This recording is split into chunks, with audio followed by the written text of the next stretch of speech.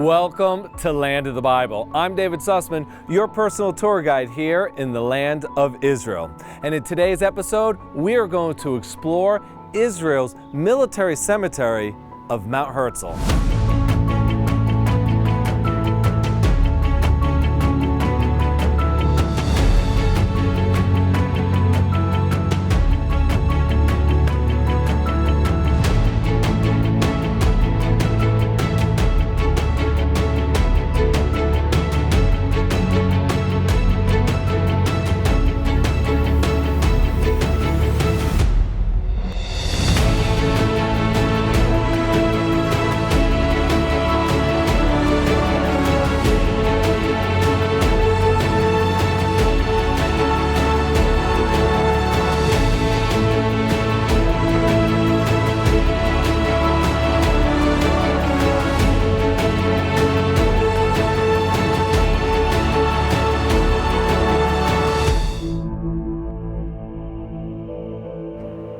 This week here in Israel, we commemorate Israel's fallen soldiers on Memorial Day. What better time to explore Mount Herzl? Mount Herzl is named after Benjamin Ze'ev Theodor Herzl, the visionary of the modern Jewish state of Israel. It is a site of great significance to Israel and the Jewish people.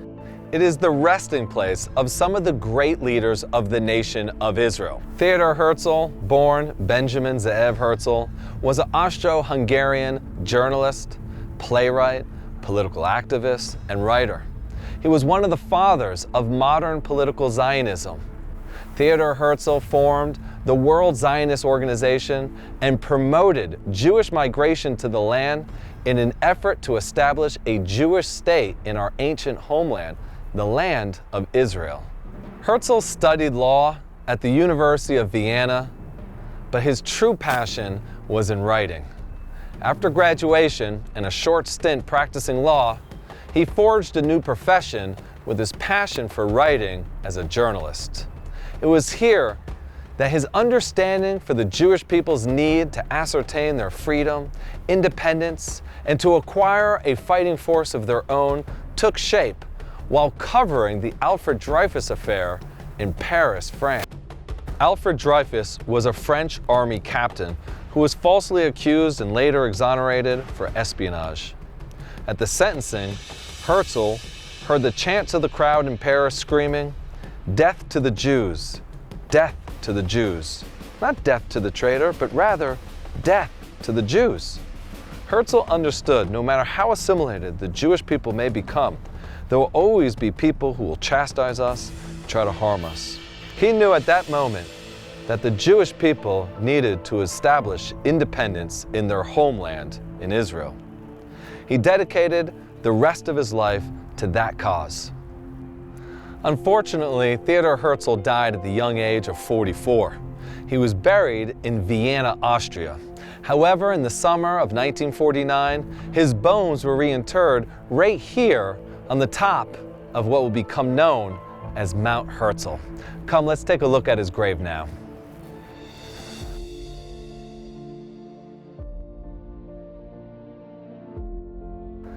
For several years, a simple tombstone sat here marking his grave while the area was developed into the military cemetery that we have here today.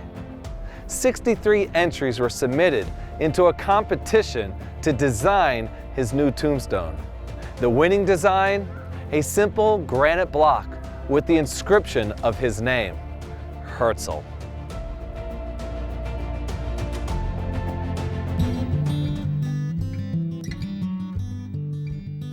Just below the tomb of Theodor Herzl lies the heads of state. Some of the notable tombs here are that of Golda Meir, who was the first female prime minister here in Israel, who served that post from 1969 until 1974, during which Israel fought the Yom Kippur War. In addition to that, we have the tomb of Yitzhak Rabin and his wife Leah. He remains, and hopefully will remain, the only prime minister or president to be assassinated here in Israel. This occurred after he signed the controversial Oslo Accords. Then there's the tomb of Shimon Peres, who served both as prime minister as well as president of Israel. I am now standing in a section of graves of individuals who, while living here in the land of Israel, were recruited by the British during World War II to fight the Nazis.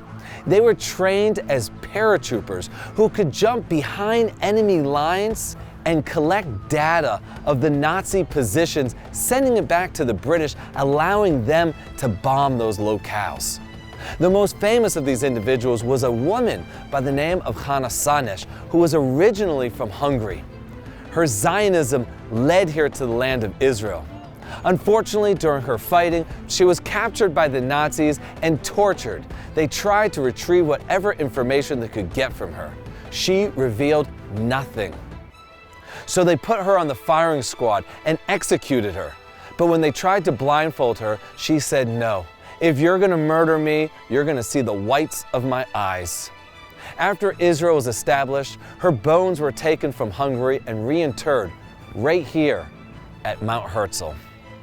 Come with me as we continue to explore this most holy cemetery.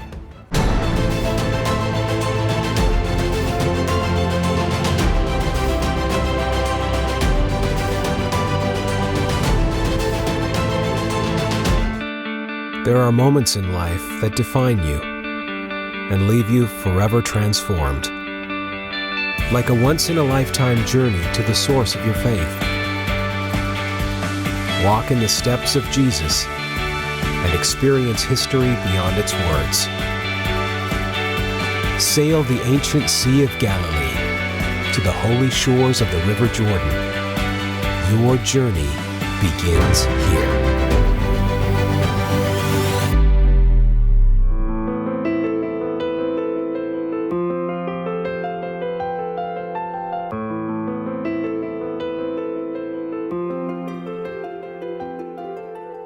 We're joined now by a special woman, Miriam Peretz, whose entire family, all of her sons, served in one of the elite units of the Golani Brigade. In fact, all of her daughters married men who served in the Golani Brigade.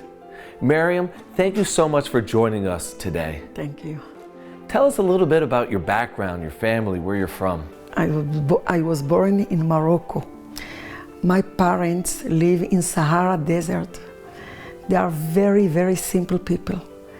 They never know to read or to write, but they know one word in Hebrew. Only one word in Hebrew, Jerusalem. They dream about this Jerusalem. They think that Jerusalem is a paradise of the Jewish people. Every day they told me a story about this Jerusalem. There are many trees, and from the trees you can get milk and honey. Where is this milk and honey? I only meet the Jerusalem of blood, the Jerusalem that we sacrifice so much for this dream of my parents. The Jerusalem that you mentioned is the Jerusalem of blood. And I understand when you speak of sacrifice, that two of your sons have fallen in battle for the freedom of Zion, for the freedom of Israel. Can you tell us a little bit about your sons? My sons, Uriel and Eliraz, they've fallen for this dream. Many times when I come to Mount Herzl, you know, I have there two graves of my children. There is 2 meters between them. And every time when I come to Mount Herzl, I'm a mother that make a difficult decision. I must decide which child to hug first, which grave to hug first. That of my firstborn, of that of my secondborn. And in that time, I look at the sky and I told God, it's not fair, it's not right, it's not normal to give a mother to decide which child to hug first. And I decide every time. And when I decide to go to the grave of Uriel, my firstborn, I hear my son Eliraz call me, "Mom, come to me." And when I go to Eliraz's grave, I hear Uriel call me, "Come, Mom." And I'm between my two children. And I pray to God, don't let no mother in the world, no mother, to decide this decision. How do you continue after paying such a heavy price and losing two of your most beloved children? It is not easy for all the mothers in Israel. It is not easy, you know. But every day I choose. It is very easy to love God when you have miracle in your life. But how you continue to love Him when He take your two children? My faith in God give me force to continue. This life are not simple, but we can continue. Look at me. I bury my children and my husband, and I continue. And not only continue to live a simple life, to live a life of meaning. I wake up every day and I thank God for this moment, that I open my eyes, that I can stand, I can speak, I can see my grandchildren, the 4 little children of Eliraz. They grow, Baruch Hashem. And my dream is to be in the wedding of my grandson Or Hadash, Uriel. And in that time, I will see the sky and I will call the Hezbollah in Lebanon. You kill the body of my son Uriel. And Hamas in Gaza, you kill the body of my son Eliraz. But you will never kill the dream of my parents from Morocco, the dream of Jerusalem. Well, thank you, Miriam, for your story and for your beautiful message as well. Thank you. Let's continue as we explore more of Mount Herzl.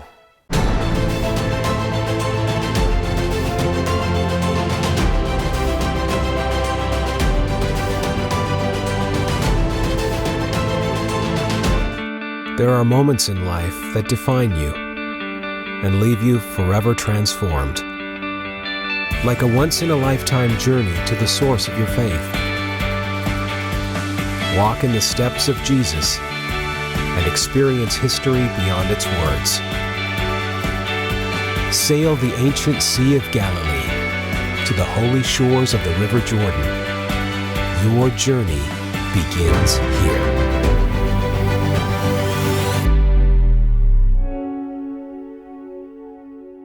In addition to all of the graves here on Mount Herzl, there are also several memorials and monuments. The memorial I'm walking through right now is dedicated to all of the individuals here in Israel who have been murdered through terrorism.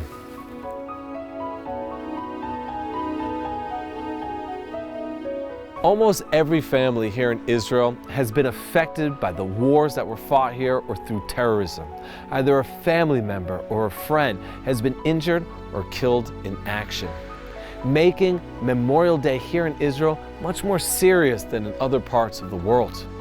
It's affected the common citizen all the way up to the heads of state, including Prime Minister Benjamin Netanyahu, whose brother Yonatan Netanyahu is buried right here on Mount Herzl. Yoni Netanyahu joined the Israeli military at the age of 18 in 1964. He fought bravely in the Six-Day War of '67, where he was injured rescuing a fellow comrade, for which he was awarded the Medal of Valor. He went on to study at university and was offered a full-ride scholarship at Harvard to study philosophy. However, he saw that the Arab armies were hell-bent on attacking Israel again, and so he returned and rejoined the military, becoming a commander of one of Israel's most elite units, Sayeret Matkal. He fought in the Yom Kippur War of 1973. A couple years later, a plane carrying mostly Jewish passengers from Paris to Tel Aviv was hijacked by Palestinian terrorists. It was flown to Entebbe, Uganda. The international community was silent. Israel realized if those Jewish passengers are going to be saved, it was up to Israel to save them. They sent in the best of the best. They sent in Sayeret Matkal. They sent in Yoni Netanyahu. They went in and freed those hostages and killed all of the terrorists. Unfortunately, one Israeli soldier was killed, Yoni Netanyahu. And every Memorial Day, Prime Minister Benjamin Netanyahu comes here to pay respect to his brother. Let's continue as we explore more of Mount Herzl. One of the interesting aspects of Mount Herzl is that all of the graves, until recently, are exactly the same. For instance, over here we have the grave of Yigal Yadin. He was the chief of staff, head of the entire army. In Hebrew, it's called Rav Aluf. And buried next to him is a corporal. Their graves are exactly the same. This tells us a little bit about Israeli society and Judaism as a whole, that in death we are all judged equally. Come with me as we continue to walk through Mount Herzl.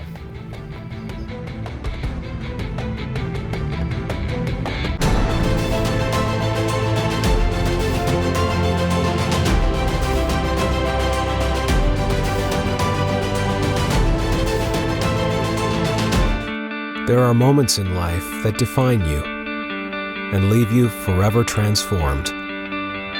Like a once-in-a-lifetime journey to the source of your faith. Walk in the steps of Jesus and experience history beyond its words. Sail the ancient Sea of Galilee to the holy shores of the River Jordan. Your journey begins here.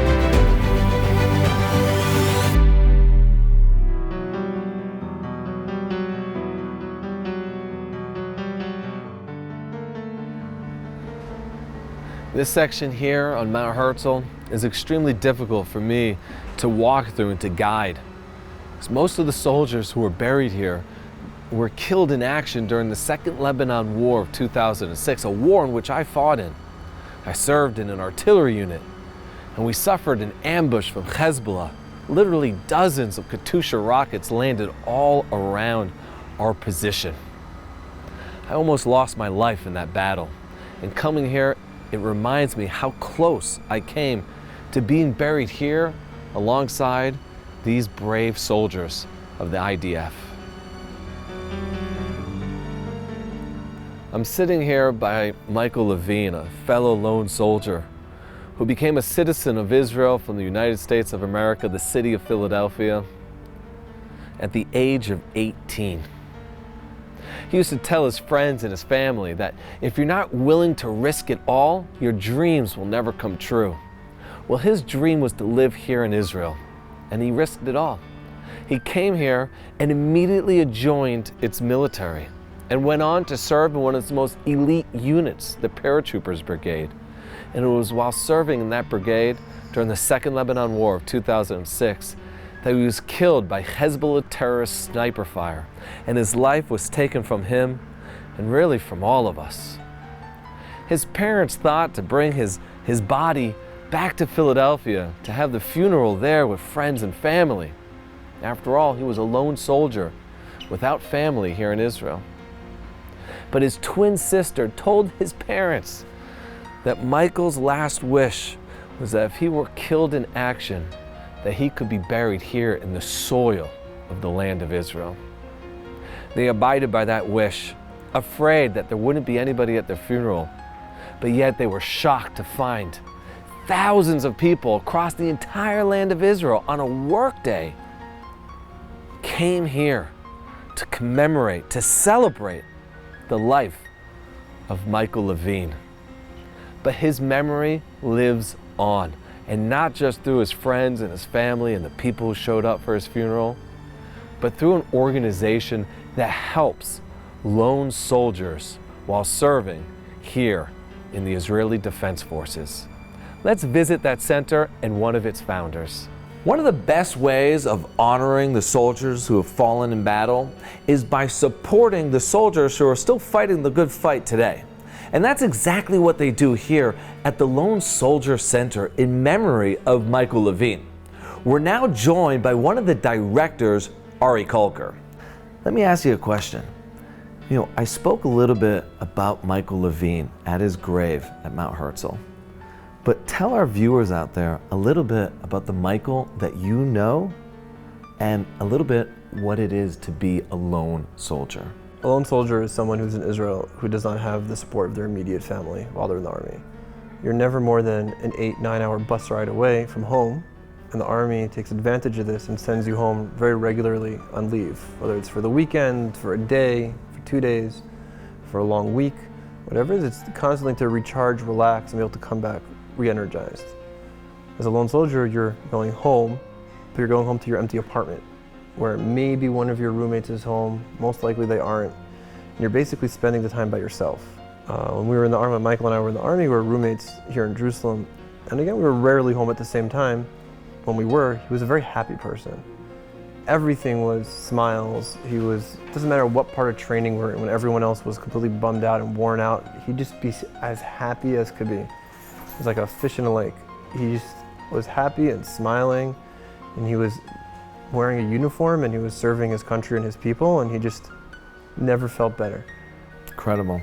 Tell us a little bit about how Michael Levine inspired the creation of the Lone Soldier Center. So I'd like to say I could take credit and say it was my idea all along, and it was just he that inspired me, but it was Mikey's idea. He always said that when he gets out of the army, he's going to create a place to go for lone soldiers to get advice, to ask questions, to get a warm meal, to do their laundry. And when his friends, we used to tell him, all right, no problem, when you get out of the army, We'll worry about that when you get out of the army. We'll get a degree, you'll get a job, you'll get married, you're going to move on with your life. A year and a bit after he died, a number of us, we gathered fairly frequently as friends at his grave just to, to remember he was our friend, someone that was sorely missed. And someone we had looked up to a lot said that, Mikey had this really good idea. He fell fighting on your behalf, on all of our behalfs in Lebanon, and it's our job to make his dream a reality. And that was it. That was the beginning of it. Incredible. And what exactly do you offer these soldiers who come to your center? So it started out as just a place to go to get advice, some ideas, some guidance, what the army is, how it works, how do you draft, how do you find an apartment. And over the years we've turned into a whole organization that is here to provide the family, which is the common denominator of everyone, the family support that anyone else would normally have. A place to go. We have warm meals here for every Saturday, and on different Jewish holidays. We have events to help bring people together, in the sense to create family, parties, barbecues. We celebrate your accomplishments, and we're also there after the army, as anyone serves in any army anywhere in the world knows that transitioning back into a civilian is a very difficult stage of life. And we're here to help provide, education guidance, what degree you want to study, where it makes sense to study it, what job you want to do, how to find that job, how to connect to the right people in the fields that you're starting off already on a stronger footing, and of course, to connect people. Amazing. After hearing everything that you do and the center does, I'm just in awe. And I know that my viewers out there are also in awe and want to contribute in some way and to help the soldiers who are risking their lives protecting our borders here in Israel and maintaining the only democratic state in the entire Middle East, but also the only Jewish country in the entire world. For our viewers out there who want to help the Lone Soldier Center and the soldiers of Israel, how can they possibly do it? The best way to help would be to go to our website at lonesoldiercenter.com and to click the Get Involved button.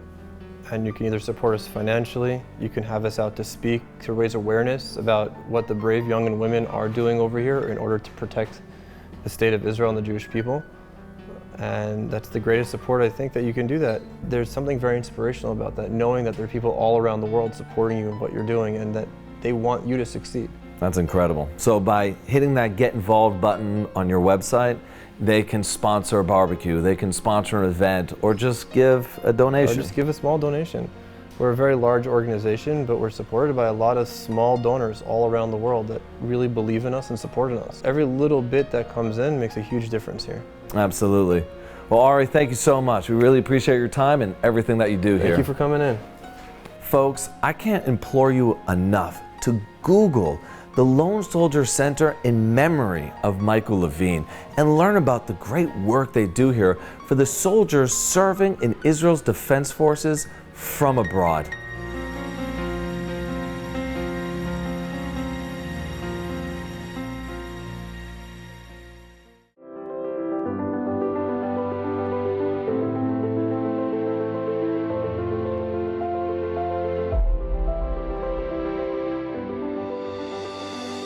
Join us next time on Land of the Bible as we discover important sites around Israel pertaining to Israel's Independence Day.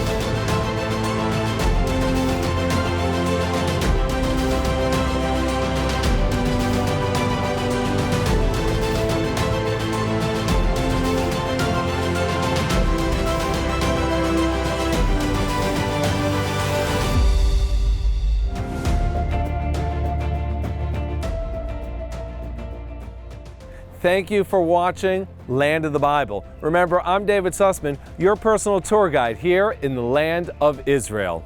Make sure to join us next time as we connect you to the people, places, and lands of the Bible.